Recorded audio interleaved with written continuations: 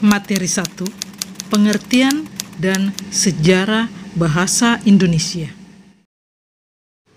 Kita mulai dari pengertian bahasa Indonesia. Pengertian bahasa Indonesia secara umum adalah sistem lambang bunyi ujaran yang digunakan untuk berkomunikasi oleh masyarakat pemakainya. Adapun pengertian bahasa Indonesia menurut para ahli, diantaranya adalah Goris Keraf. Ia mengatakan bahwa bahasa adalah alat komunikasi antar anggota masyarakat berupa simbol bunyi yang dihasilkan oleh alat ucap manusia. Sementara menurut Felicia, bahasa adalah alat yang digunakan untuk berkomunikasi sehari-hari, baik lisan maupun tertulis. Sampai di sini sudah paham kan?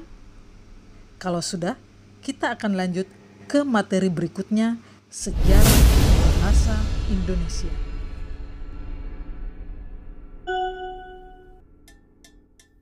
Sejarah bahasa Indonesia dilansir dari situs Kementerian Pendidikan dan Kebudayaan bahwa bahasa Indonesia lahir pada tanggal 28 Oktober 1928.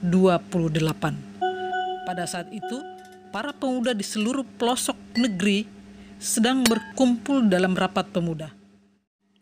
Dalam rapat tersebut, tercetuslah 3 ikrar yang kemudian dikenal dengan nama Sumpah Pemuda.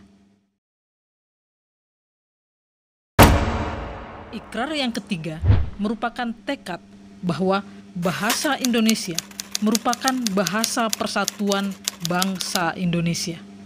Pada waktu itulah bahasa Indonesia dikukuhkan kedudukannya sebagai bahasa nasional. Perlu diketahui pula bahwa bahasa Indonesia berasal dari bahasa Melayu. Bahasa ini tumbuh dan berkembang dari bahasa Melayu yang zaman dulu sudah dipakai sebagai bahasa perhubungan dan perdagangan.